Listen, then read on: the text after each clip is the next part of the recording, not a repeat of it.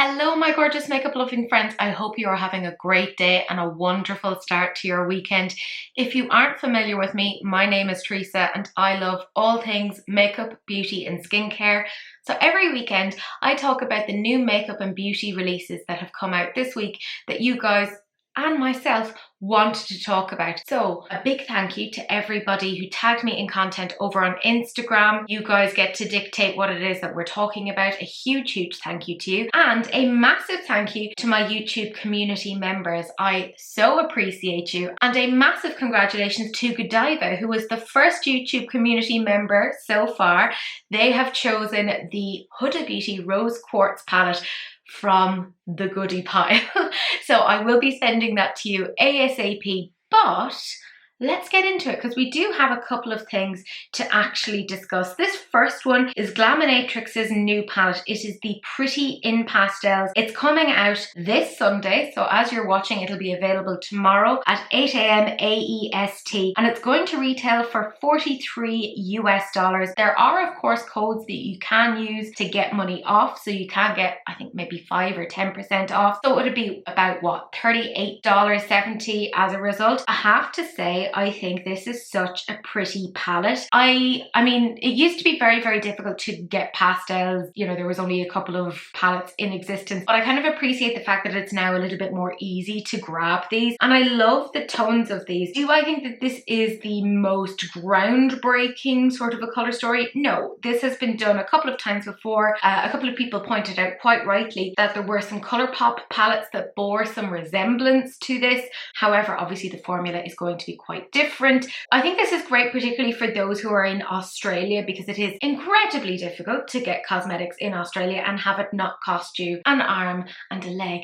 Even drugstore brands, by the time that they get to Australia, are eye-wateringly expensive. So this is retailing for 65 Australian dollars, which actually isn't bad at all. And part of what I find so interesting about this is the fabulous Deandra Nicole kind of revealed this over on her Instagram, and she showed some swatches, and you can really see the pigmentation of these. Sometimes with pastels, they tend to start to look quite ashy, particularly on deeper skin, or they just don't show up at all. And the fact that this swatches so incredibly well is, well, let's be real, quite worth commenting on. Do I necessarily need this? No, I don't. I have a crazy number of palettes, but I think this is really pretty, and I feel like it links in very well with their existing repertoire. They haven't really got anything like this before. I think the most that we've seen along this line is maybe the Romantic palette. That didn't have pastels per se, but it had that kind of much softer vibe. I love that this has pastels, but there's still some color in this. You could use this as a standalone palette, but also it could be used to maybe blend out current looks. So yes, you could use this by itself, but I think this also works really well as part of their repertoire so far. I also want to show you guys some videos from Deandra Nicole herself, because she revealed the palette over on Instagram along with others. And I think, you know, this is one of those palettes that, particularly when it comes to the shimmers, you really see how interesting it is in a live video. So I think that's really helpful. And I so appreciate the fact that she could have just left it as like, here's the pastels, but the very bottom row then has that level of depth that's quite interesting. I think that's what differentiates this palette from a lot of other pastel palettes like that are on the market. And I mean, the shimmers, they're always worth noting. The mattes that I have used from Glaminatrix Cosmetics, because I think I have pretty much all of them bar one or two palettes that just didn't entirely speak to me, but I've really enjoyed their formula. I think they're really pretty. I think this is lovely. It's curated really well. It's something that's quite versatile, and I appreciate that. I feel like the price point is not bad at all.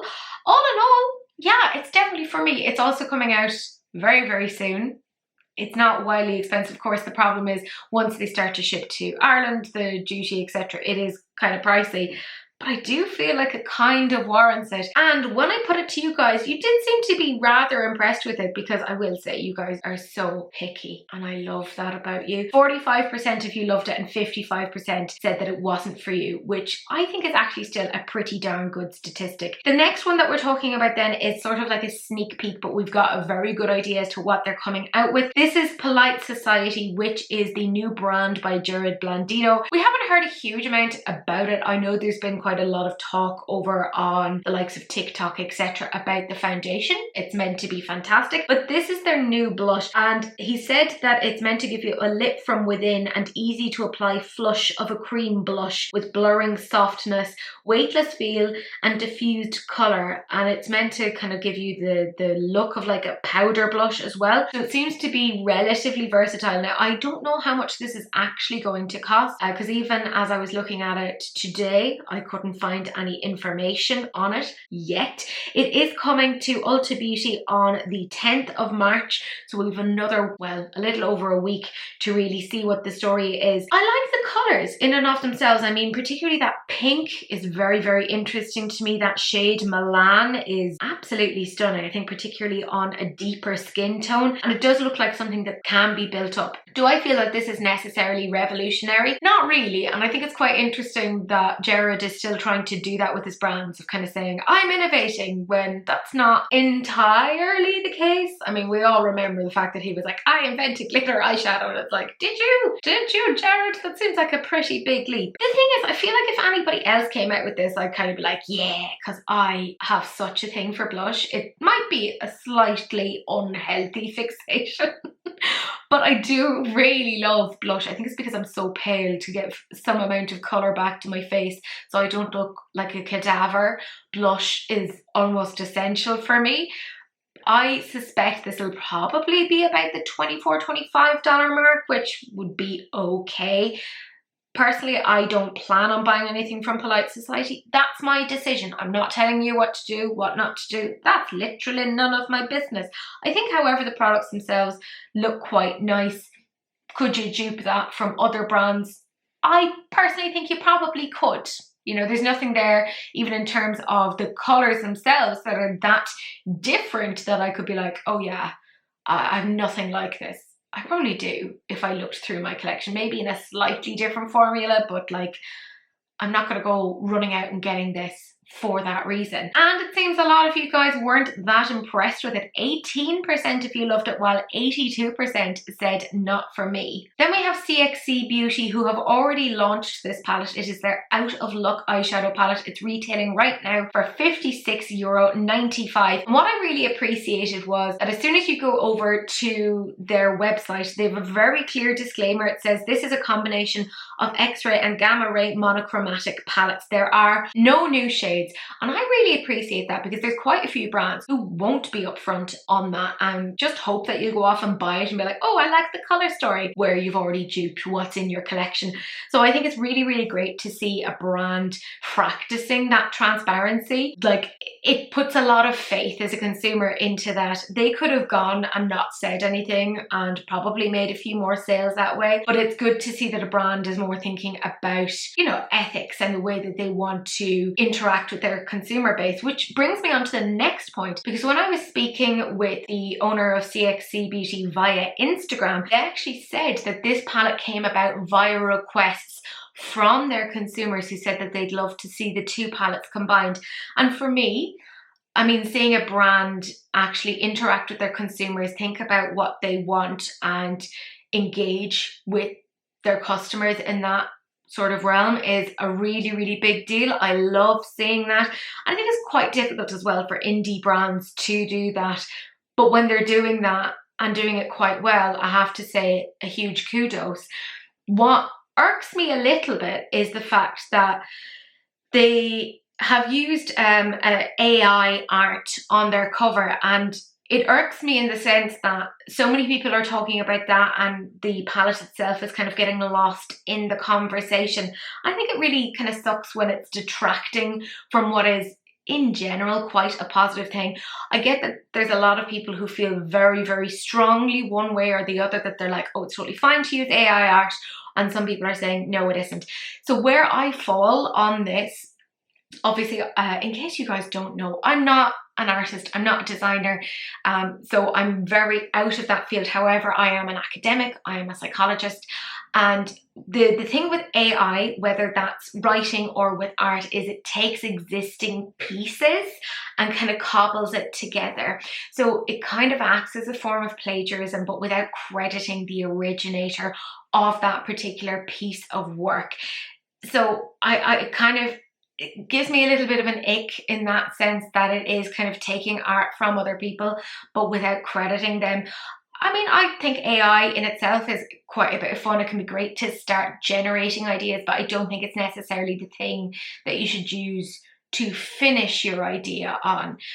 And the fact that this is kind of the point that has hit this palette, I think kind of sucks so much, because in general, the brand is doing quite well, listening to their consumer base, being really open, being really transparent.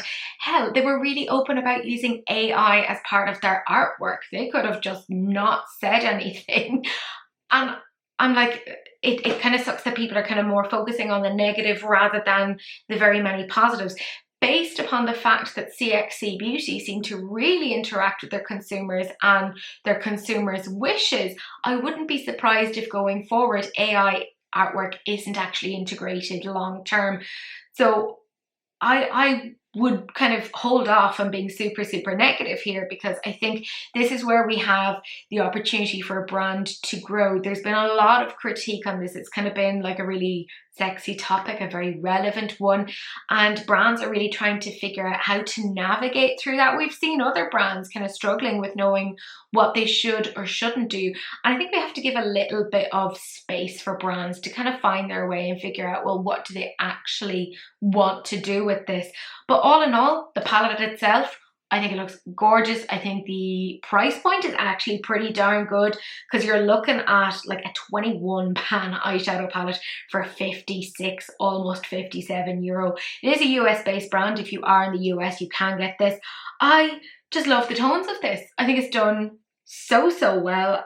Yeah, definitely this is a brand that has been on my radar for quite some time, so I am looking forward to see how they get on. But when I put it to you guys, 33% of you loved it, 67% said not for me, and I think a certain amount of that again comes down to that whole AI artwork thing. Oh my goodness, we're back onto blushes, and this time it's a little bit of like a resurgence of older shades and then bringing in some new shades. This is Haus Labs. This is their Color Fuze powder blush. It has fermented arnica and it's going to retail for $32. So over on Sephora, they already have the pictures up, but they are saying it's coming soon. They have nothing up on Haus Labs about it yet. Let's talk about some of the ingredients that's in this and some of the ingredients that aren't in this. The thing that is so impressive to me is the fact that this is talc free. I am loving that that is becoming a more staple focus of beauty these days, because talc is a difficult ingredient. You know, there are links in terms of negative health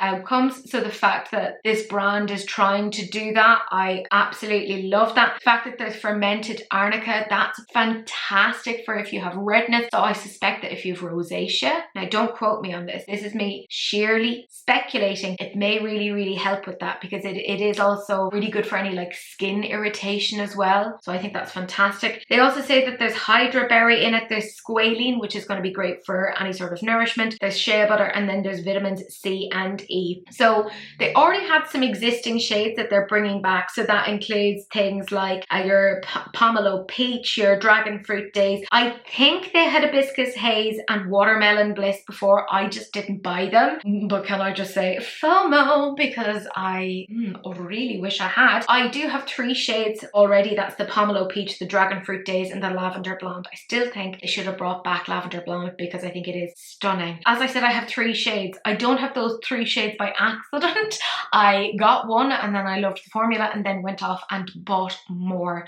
These are so pricey. They absolutely are. But I think the fact that they've managed to get ingredients that don't include talc, that's part of where the cost is coming from. I will also say, has anyone ever panned a blush? It takes you 5 million years. So even though it's $32, you'll probably have that for the rest of your life. It'll be buried with you. The components are so beautiful. They blend really well. They're extremely buildable. which is great for me because I am Casper essentially. So I don't want to have something that is like pigment straight away, but at the same time you do want something that is buildable. And as you can see from the range of gorgeous, beautiful models, it does show up on a variety of skin tones. The new shades that they have are French Rosette and Fire Moon. So French Rosette has much more of like a pinky tone to it, but it is still leaning a little bit more neutral. And personally, I think that is extremely interesting because we don't have many shades like that. It's kind of almost giving you that sort of like sunburnty look, but in a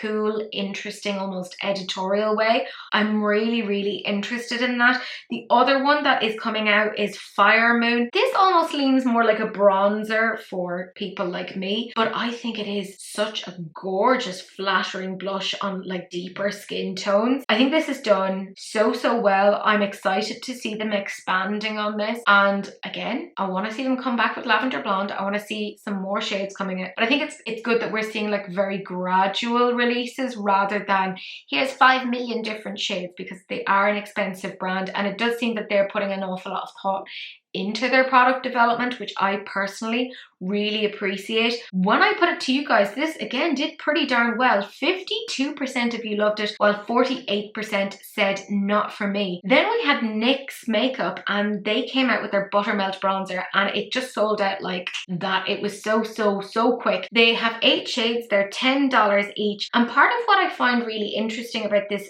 are the undertones. If you look at most bronzers, they have a very like orangey base, which is grand for some people. However, for a lot of people who have different undertones, we'll just say like an olive undertone, an orangey base ain't gonna work for them, and it isn't really gonna operate as a bronzer. And it's really interesting to see that NYX have kind of gone with this almost like pinky cool undertone. It almost looks a little bit like a contour on some people, which is grand. I think it's really interesting. There's apparently mango butter, shea butter and almond butter in these, which could be quite interesting. I am for sure intrigued. I feel like these would operate more as blushes on me, which isn't really any harm, but I can see how these could operate as bronzers on different skin tones. And I kind of love that we have an affordable brand that are doing that, because to my knowledge, there's only a few brands that have kind of done bronzers that have those kind of unique undertones. So we have the likes of Dior that have definitely done something like this. MAC have done something like this. Darcy actually pointed out, Darcy the human, not Darcy the cat, pointed out that Chanel had something quite similar. So the fact that we now have a drugstore brand which is $10, it's going to be more expensive when it gets here because that's how it is. And my gorgeous friend Sue actually pointed out it's going to be like 25 Australian dollars. Oh my god, making me weep. But if you're in the States and can get it for that $10, that does seem pretty good. And the fact that they sold out so quickly, couldn't find it anywhere on their website. I've had to use the fabulous Point Click Vibes pictures. Thank you very much for that. I mean, it's clearly doing really well. I find that NYX in general are just like a really good quality brand.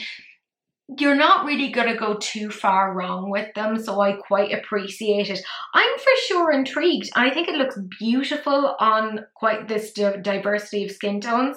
So I am definitely intrigued. When I put it to you guys, 27% of you loved it, 29% said not for me, and 44% said that you thought that they were blushes as well. Then we have Urban Decay, and this is their Face Bond Waterproof Liquid Foundation with Niacinamide. This was revealed over on Trendmood, and I haven't really found much more information beyond that. They've said it's a 3-in-1, so it combines their foundation, their serum, and a setting powder. So that kind of reminds me a little bit of like the Dior Forever Undercover in the sense that there's like a little bit of like a powdery finish. If you don't know, that is my holy grail of foundations, and they have discontinued it, so that makes me very sad. I do kind of wonder as to whether or not this will be suitable for dry skin, which is more where I lean. I have combination skin. However, the fact that they're saying that the self-setting powder absorbs sweat and oil, it has niacinamide in it, which of course has skincare benefits, I feel like this is going to work really well for those who have oily skin. The weird thing about Urban Decay for me when it comes to their foundations are I either absolutely love it with all of my heart, or I hate it. There is no middle ground, but I do think that this is quite interesting. They apparently have a patent pending precision dropper. So I think that, I mean, we'll see what the story is there. They have a really good range here. There's 40 shades. They're, as always, vegan and cruelty free. I really appreciate the fact that when they're showing pictures of before and after, it doesn't look like they've touched it up, or if they have, they haven't touched it up massively. It does seem to be more than the medium coverage that they're kind of announcing, because particularly when I'm looking at the person who's wearing shade 02, it does seem to mask an awful lot of their freckles, and I personally love freckles. I love them. I just think they're the most beautiful thing ever. I don't know, I'm interested. I'd like to see somebody who has a similar skin type to me try this out, do a wear test, see how it goes throughout the day. Like I said, I feel like this is going to work a little bit better with those who have oily skin, just based upon what I'm hearing from that. I'm loving that we're seeing much more of a trend of foundation incorporating skincare and serums. That is fantastic to me. One of my favorite foundations from last year was MAC, and they had the Serum Radiance. Loved that. The other favorite was, of course, the Haus Labs, and that has skincare in it as well. And I feel like Urban Decay is a little bit more affordable than, say, for instance, Haus Labs. It's around about the MAC level.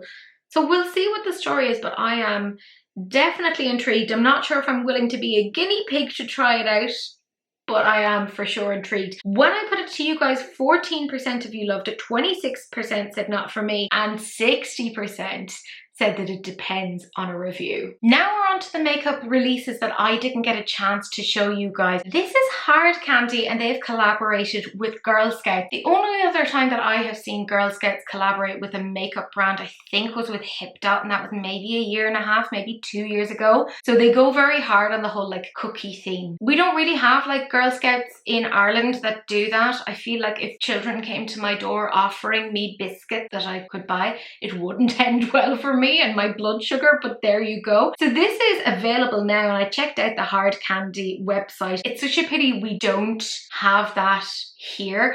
I did recently get a Hard Candy palette actually from my gorgeous friend Chloe Demure of Save the Victory Roll, and I have to say I was actually quite impressed by the quality. Let's talk about what's actually as part of this. We're gonna go product by product. So there's 3 different cookie scented shadow palettes. They have really gone on the whole scent thing because pretty much everything here is scented. They're $10 each. There's the Thin Mint, which is the green colored one. There's the Coconut Caramel, which is much more purple for whatever reason. And then there's the Trefoil or Trefoil, which is kind of the bluey toned one. So I want to talk about the greeny one. It reminds me quite a bit of the one that came out in Hip Dot. I wish that they had swatches on their website, but I mean, it's $10, so you can't go too far wrong. I do wish that they had a deeper, darker matte in there, because normally with like biscuits that have like mint in them, and if you have chocolate, don't you normally put dark chocolate with that? Maybe that's a European Irish thing, I don't know. So I'm kind of surprised that they haven't gone to like the level of depth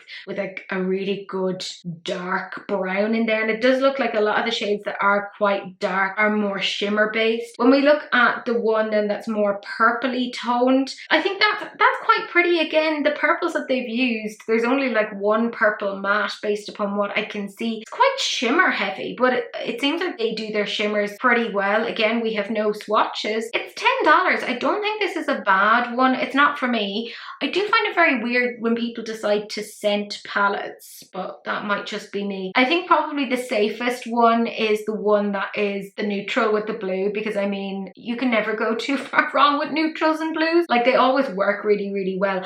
I do feel, however, that they needed to kind of go with some more kind of like warm browns in there. They did an awful lot of beige shades, and I think they could have kind of pushed the boat out further. I get that they're obviously imitating the biscuit by having that kind of really beige colour, but then why the blue? Why the blue?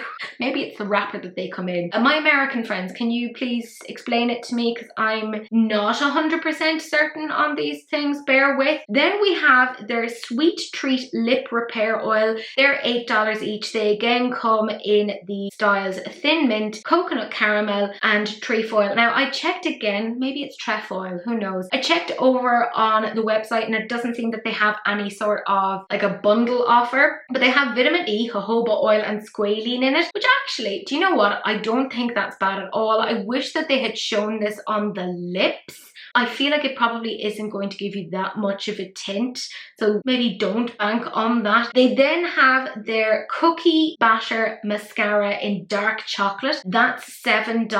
The packaging on it looks really cute. I mean, the wand itself isn't really going to change your life. They say it's going to volumize from root to tip. If you guys have watched me for any period of time, you will know that no mascara in the history of the world ever has really done much for me. So, I mean, I'll kind of be skipping on that. Then they have their Cookie Glaze lip markers and they come in 3 shades: Thin Mint, Coconut Caramel and Trefoil. They're $7 each. I have to say, I think they're quite nice. I kind of wish that they had at least one that was more cool toned, because I think 2 shades there are a little bit too close to each other. Again, I wish they had actually shown how these look on the lip rather than just kind of showing swatches in that way. But I think for $7, it's not bad at all. We then have the Cookie Icing face highlighter and they come in 2 shades. They're $8 each, and I mean, liquid highlighters are all over the place. It apparently has hyaluronic acid and squalene in it as well. I mean, this looks all right.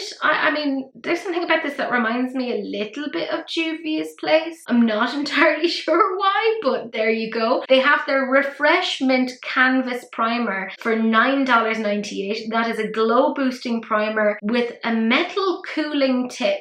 Well, I don't really understand why they have that, because that's only going to be like a momentary thing. So, I mean, fair enough. I think it looks nice enough. I'd like to know exactly what kind of ingredients are in that, or is it like a sticky primer? What's the story there? They then have like a nail set, which is actually kind of cute. It's called their Handshake Press On Nails. It looks like they have 3 different styles. They're $8 each, and they also come with some stickers that go along with that. But if you don't want the press-ons, you can also get their Shake nail stickers for $7. So it looks like they're a little bit different to the stickers that come in the set. They look a little bit smaller. Then there's some headbands and some powder puffs. The headbands are $10 each and the powder puff is $7. I feel like the green toned sort of headband is a little bit like random. Like, I don't really get it. It feels like they were trying to do something for St. Patrick's Day and then just couldn't quite figure out how to do a shamrock. All in all, do you know what? I actually think this is kind of cute. I wish that hard candy was available here, but it's not. Such is life. I think the price point is pretty darn good. It wasn't really clear on the website as to whether or not any of the sales are going to Girl Scout itself, or if they just paid like a one-off to use the branding of Girl Scouts. Either way, I mean, it's not a bad thing, because Girl Scouts are obviously like a pretty good organization over in the States, so why not? Then we have Jolie Beauty, and they have their new Prime Time and line. It's a multi-use product that can be used as an eyeshadow primer, an eyeliner and a brow pomade. So it seems that they have 12 shades. They're €15.95 each, and they are available right now. I have to say, I'm quite intrigued by this. I love the fact that this is a multi-use product. If you know me, you know I have a little bit of a thing for multi-use products. The white definitely intrigues me as a potential eye primer, but obviously you could probably use these as eyeliners, as pomades for your brows. If, for instance, you have some really cool hair colors, you could probably use this as part of that. I do feel like maybe the price point of €15.95 might put some people off, but I mean, it's considerably cheaper than an awful lot of other primers that are like that. Like, say for instance, the MAC Paint Pot is much more expensive. I'm definitely intrigued by this. I think it's quite interesting. I have a few things from Jolie Beauty, not that many, like 2 palettes, and I really like the quality of them, and I found their customer service quite good. Do I need this? No, so I'm personally not going to get it, but I will keep an eye out to see what the general reviews of these are, because I mean, why not? Then we have Westman Atelier, you know, the really expensive, like eye-wateringly expensive brand, and these are some new matte lipsticks, and they're called their Lip Suede. Now hold on to your hats, lads. They are $50 each. so expensive, but they are apparently in a refillable packaging, so I quite appreciate that. There's no talc, there's no phthalates, it's not tested on animals, so I'm assuming it's cruelty free. Probably best not to make that assumption, but there you go. There's no silicones, there's no parabens, and no PEGs. Apparently it has vitamin C, E, and hydro suede technology, which just makes me think of Elvis, you know, blue suede shoes. Maybe that's just me. I kind of can't get over the packaging is my main thing, because all I can think of, and close your ears if you're younger and don't want a weird reference, it makes me think of a dog's penis. You know, like literally, you know how they call them like little lipsticks, but it's the fact that it's so chubby and short, and then you've the little tip. I can't unsee it. It's there. I think the shades themselves are really quite pretty. If I were to spend $50 on a lipstick, however, I think that I would need to have some sort of an intervention. Like, it is so expensive. I've one Westman Atelier product, and I will say I do enjoy it. It's a contour that my gorgeous friend Kelsey recommended that I try, and she was right, and now I'm livid. It's very good. I won't try this simply because of the price. I personally couldn't really validate or come up with a valid excuse for me to spend $50 on a single bullet lipstick. If it was like maybe $30, I could think about it. The shades themselves I think are quite interesting. I love that there's like an orangey shade in there, that there's a bright pink. It's grand. Like, there's nothing beyond that I'm like, oh yeah, must have this. But $50, lads, so expensive. The very last thing then that I'm talking about is this sneak peek from Unearthly Cosmetics. All they've said is that something new is coming soon. So I'm assuming this may be the full palette, because we're looking at 9 shades here. So maybe a 9-pan palette. I love the color story of this. I think it's so pretty. That kind of grey toned taupey brown. Oh, actually, can we go back to what I was saying about the Westman Atelier lipsticks? If they had a shade like that, I would half think about it. No, I wouldn't half think about it. It's still $50. That's bananas. I think this is very pretty. Would I necessarily run out and get it? Not really. I think most of the shades I could probably dupe from that. I do feel, however, that this is a much more interesting colour story than they've offered us of late. I feel like they've been playing it really safe with a lot of like very muted, cool tones. Nothing wrong with that. I personally like those sort of things, but it's kind of fun to see them going back into colour. I like this, but probably not enough to go and get it, if you know what I mean. But my gorgeous friends, that is it. That is the end of this week's episode. Thank you so much for watching. I do, however, have to say my favourite comment, and this is from the fabulous GMW artist, also known as Gillian. She's rather fantastic. She sends me a lot of information about new releases, and I so agree with this comment. She said, "Just wish Nails Inc. London would do a collab with a British brand. Still waiting." I so agree. I don't know why they don't do that. I feel like they should be sticking with British brands. You could do something really interesting with that, and I feel like it's definitely a missed opportunity. But my gorgeous friends, that's it. Thank you so much for watching. I really appreciate it. Do please like, comment and subscribe. Turn on that notification bell. And do please share, because sharing is caring, except of course for STDs, in which case just wrap it up. Don't be gross. But that's it. That's the end of this video, and I will see you guys in the next one. Bye.